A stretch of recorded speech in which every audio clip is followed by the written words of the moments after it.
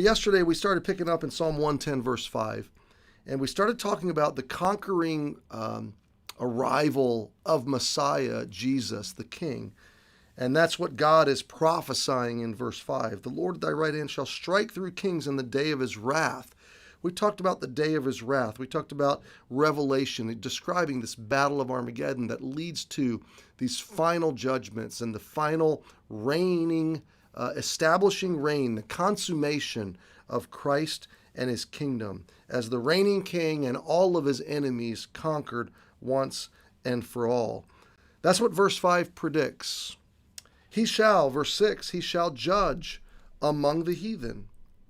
He shall fill the places with dead bodies. He shall wound the heads over many countries. Sounds brutal, but at this point, when this happens, now remember, thousands of years of grace, thousands of years of patient mercy, loving pursuit, and finally God says, I'm done striving. It's time to close this chapter, and it's time for Jesus Christ to reign. And it's time for all of his enemies, including death, to be conquered once and for all. That's what these verses prophesy. Not injustice, but final justice. Not carnal wrath like we would think of an angry person, but a final righteous anger, an expression of final perfect justice from a holy, perfect judge. He shall judge among the heathen. We have this moment right now called grace.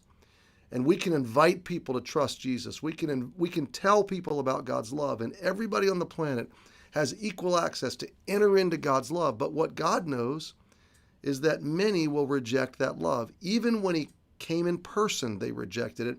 And even when he comes back, when the heavens open and he enters with that white horse riding to conquer, even then the armies of the earth unite against him to defy him and to try to destroy him. There are people that even when they see God is real and see God is true, they will want to destroy him. What is God to do if he's going to reign in righteousness and reign in perfection and goodness? Then he's got to deal with those enemies, and he promises that he will. He promises that he will. He shall wound the heads over many countries. The entire world is going to come under his headship, his reign, and his kingdom. Verse 7 is interesting, and we're going to wrap up the psalm with verse 7. It's the last verse. He shall drink of the brook in the way, therefore shall he lift up the head. This is a picture. It's a word picture. It's a metaphor of a king riding into battle. Do you remember the story of Gideon? Remember how Gideon had to vet, and God whittled down those thousands and thousands of soldiers down to just 300? And one of the ways he pared it down was whoever was able to lift water to their mouth and keep their head up instead of diving into the water to drink. And there's a lot in that picture of pouring your head in, diving in and drinking right out of with your head down versus keeping your head up and bringing the water to your mouth. The picture is, first, it's one of self-discipline. It's one of restraint. It's one of selflessness. So a soldier, a conqueror, is conquering for those he loves, right? He's protecting his homeland, his family, his wife, his children. He's fighting for others. So there's a self-discipline there that a soldier that's been riding long and hard and fighting long and hard all day, when he comes to fresh water, literally just wants to dive into it, to immerse into it, and just drink and drink and drink and give in to those desires, give in to that self-gratification. Well, if the soldier does that, he drops his guard and he's vulnerable. That moment of self-gratification, there's vulnerability. And so there is self-discipline in this picture of not, when you're thirsty, not diving into the water or burying your face in the water, but in measured drinks, with just a little at a time, drinking it, keeping your head up. Self-discipline. Second thing that's pictured there is skill. And vigilance. So self-discipline, skill, and vigilance. Skill means, what I'm talking about is the soldier is peaked and ready for battle at all times. He's aware, he's circumspect. He's bringing that water to his mouth. But then thirdly, vigilance. He's watching and he's ready to pounce. Again, not a second is his attention diverted. Okay. Um, so this picture, he shall drink of the brook in the way, is a pic. It's almost an idiom. He's saying, if Jesus is thirsty while he's riding into battle to conquer, while the rod of his strength is going out of Zion, again, it's kind of a metaphor, because is he even going to be thirsty? Okay, but he's going to be riding so fast and with such fury and with such power and vengeance and with such direct conquering, such a finality to his conquering. He's going to be so laser focused that if he gets thirsty, he won't even bother to stop to take a drink. He'll drink from the brook as he passes by it.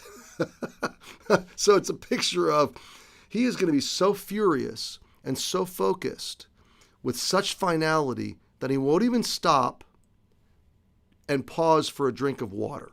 Okay.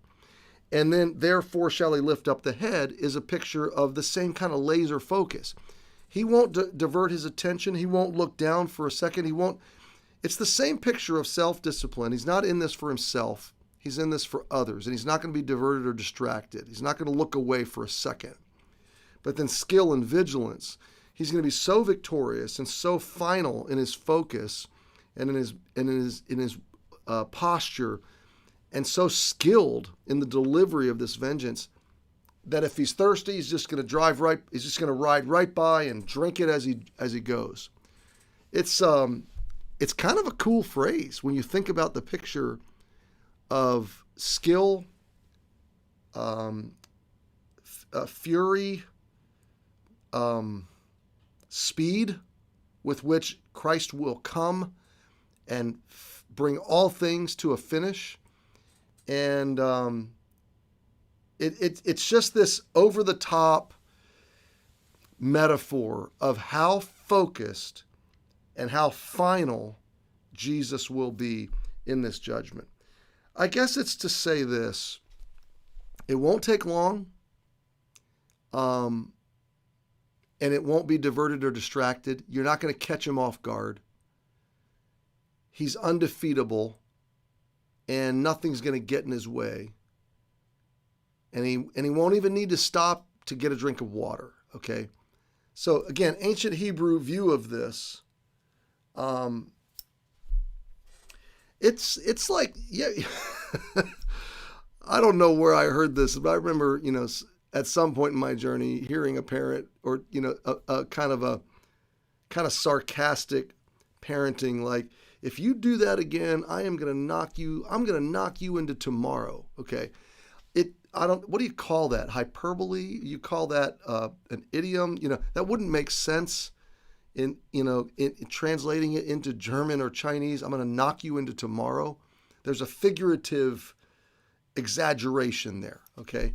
And that's kind of what verse 7 is. It's a figure of speech applied to Jesus that magnifies the rapid finality of his arrival to reign and to judge. So it's pretty powerful. In total, we've seen in this psalm the conquering hero that Jesus is.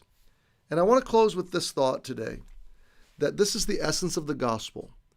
The gospel is not you being the center of the story and you being the hero of the story, what you've done for Jesus, all that you've accomplished for him, all that you've given to him, all that you've sacrificed for him. No, the gospel puts all the spotlight on Jesus. He's the center of the story. He's the conquering hero. He came the first time in the form of a baby, and he died. He suffered for us. He came the first time as a suffering, humble, meek, sacrificial, loving servant, and he gave himself for us. The second time, he's coming as a conquering hero, and he's going to conquer all of your enemies. He's going to solve all of your problems. He is going to build. It's being built, so I don't want to get out of whack here. He is going to reveal your forever home, your forever kingdom. I have loved, during my 31 years of marriage, taking Dana to the Magic Kingdom. We love it. We're 51 and we love it. We love walking around, holding hands, hearing the music, enjoying the fantasy of the magic kingdom. And what Disney does a good job at is tapping into that inner child that we studied earlier in the psalm, that inner youth, and just letting you feel young again and enjoy, whether it's the food, the smells, the dining, the rides, the characters, the colors, the lights, the shows. It's all just, it just kind of sweeps you away. Well, my friend, Disney can't hold a candle to Psalm 110. Jesus is going to sweep you off your feet. And he's going to sweep you into a kingdom that blows away the magic kingdom. You're never going to want to go back to the magic kingdom. It puts it all to shame. It's going to be the kingdom of kingdoms. It's going to be the fulfillment of dreams you never knew you had and imaginations your mind is not capable of. It is going to be awesome. And that is going to be the greatest Christmas ever, isn't it? Well, can't you imagine celebrating Christmas from heaven? I wonder what that's going to be like. I look forward to it.